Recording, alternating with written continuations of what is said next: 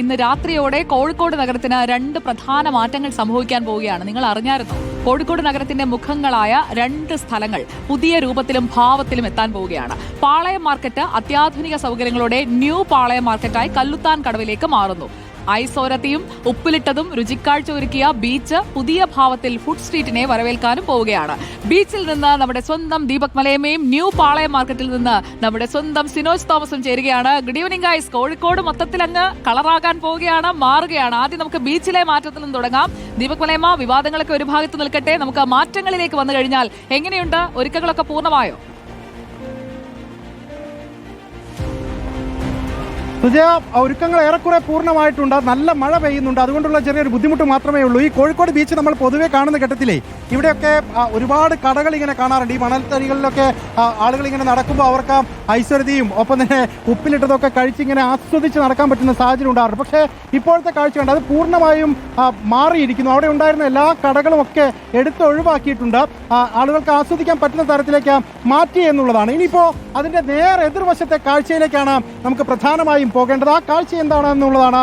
Kozhikode corporation ഒരു പദ്ധതി തയ്യാറാക്കി, vending market plus food street എന്നുള്ളതാണ് ആ കൺസെപ്റ്റ്. ആ കൺസെപ്റ്റിന്റെ ഭാഗമായാണ് നമ്മളിപ്പോൾ കാണുന്ന ഈ ബങ്കുകളെല്ലാം സജ്ജീകരിച്ചിരിക്കുന്നത്. നാളെ മുതൽ ഈ ബങ്കുകളിൽ മാത്രമായിരിക്കും കോഴിക്കോട് ബീച്ചിലേക്ക് എത്തുന്ന ആളുകൾക്ക് ഐശ്വര്യതയും അതുപോലെ തന്നെ മറ്റ് പലഹാരങ്ങളും ചായയും ഒക്കെ കിട്ടുന്ന സാഹചര്യം ഉണ്ടാവുക എന്നുള്ളതാണ്. അതായത് രാത്രി കാലങ്ങളിലേക്ക് എത്തിക്കഴിഞ്ഞാൽ നമ്മൾ പൊതുവെ കാണാറുണ്ടായിരുന്നത് ഓരോ തുരുത്തുകളായി പ്രത്യേകം വെളിച്ചമൊക്കെ ആയിട്ട് കടകൾ ഇങ്ങനെ ബീച്ചിലൊക്കെ കാണാറുണ്ടായിരുന്നു. അതൊക്കെ മാറുന്നു എന്നുള്ളതാണ്. ഈ കാണുന്നത് പോലെ കാഴ്ച മാറാൻ പോവുകയാണ്. Hello,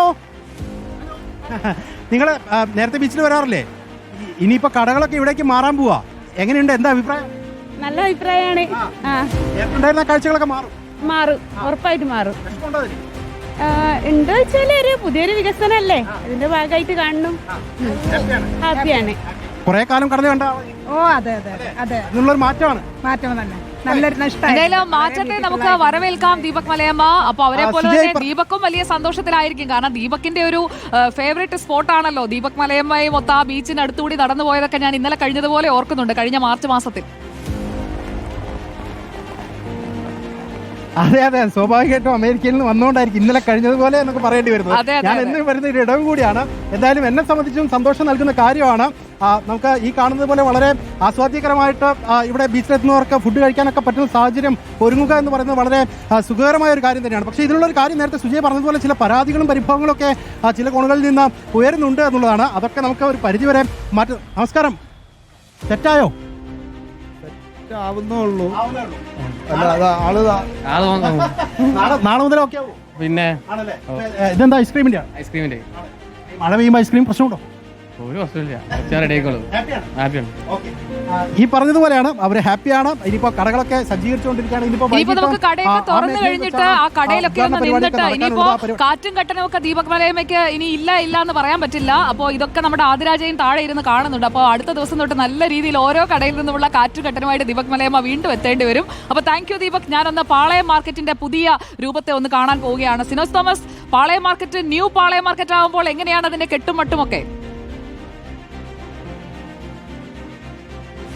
Sujaya Parvathy, good evening. പതിറ്റാണ്ടുകളുടെ ചരിത്രമുള്ള പാളയം മാർക്കറ്റ് ഓർമ്മയാകാൻ വേണ്ടി പോവുകയാണ്.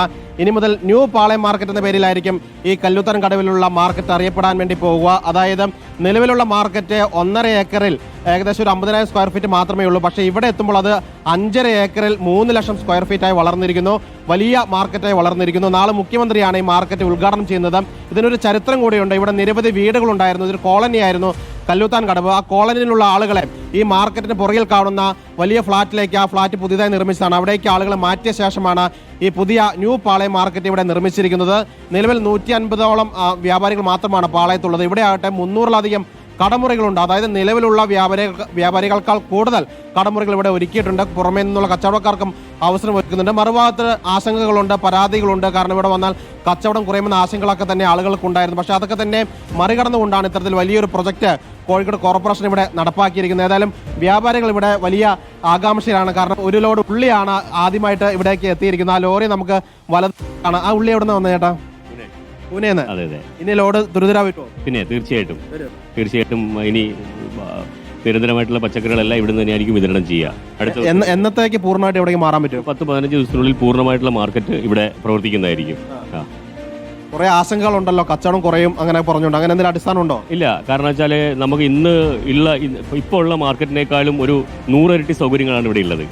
അപ്പോൾ എന്ന് വെച്ചിട്ടുണ്ടെങ്കിൽ കച്ചവടക്കാർക്കും സാധനം വാങ്ങിക്കാൻ വരുന്നവർക്കാണെങ്കിലും ശരി, തൊഴിലാളികൾക്കാണെങ്കിലും ശരി, എല്ലാവർക്കും എല്ലാവരും അടിസ്ഥാന സൗകര്യങ്ങളോട് ഒരുക്കിയിട്ടുണ്ട്. അതുപോലെ തന്നെ വേസ്റ്റ് മാനേജ്മെന്റ് സിസ്റ്റം, ഇതെല്ലാം ഇന്നത്തെ കാലഘട്ടത്തിനനുസരിച്ച് അനിശ്ചിതമായിട്ടുള്ള എല്ലാ സംഗതികളും ഒരുക്കിയിട്ടുണ്ട്. അതുകൊണ്ട് ആർക്കും തന്നെ ഒരു ബുദ്ധിമുട്ടുണ്ടാകാൻ സാധ്യതയില്ല. സുജയ, പാളയം മാർക്കറ്റിൽ പോയിട്ടുണ്ട്, അറിയാൻ കഴിയും. ഗതാഗതക്കുരുക്കായിരുന്നു അവിടുത്തെ ഏറ്റവും വലിയ പ്രശ്നം. അതിന് ഉള്ളൊരു പരിഹാരം കൂടിയാണ് ഈ പുതിയ new Palayam market. Sujaya, okay, അപ്പോൾ എന്തായാലും മുഖം ഇരിക്കട്ടെ, നമ്മുടെ നാട് പുരോഗമിക്കുകയാണ്. അപ്പോൾ പുതിയ പുതിയ മാറ്റങ്ങൾ വരുമ്പോൾ അതിനെ നമ്മൾ രണ്ട് കൈ നീട്ടി സ്വാഗതം ചെയ്തുകൊണ്ടിരിക്കുകയാണ്. അപ്പോൾ പുതിയ മാർക്കറ്റ് അത് പഴയ മാർക്കറ്റിനേക്കാൾ ഗംഭീരമാകും, നല്ല കച്ചവടം നടക്കും എന്നൊക്കെയുള്ള പ്രതീക്ഷയുടെ വ്യാപാരികൾ കാത്തിരിക്കുന്നു. അപ്പോൾ കൂടുതൽ സമ്പന്നമായ കാഴ്ചകൾ ധാരാളം ഇനി നമുക്ക് കോഴിക്കോട്ട് നിന്നും കാണാം.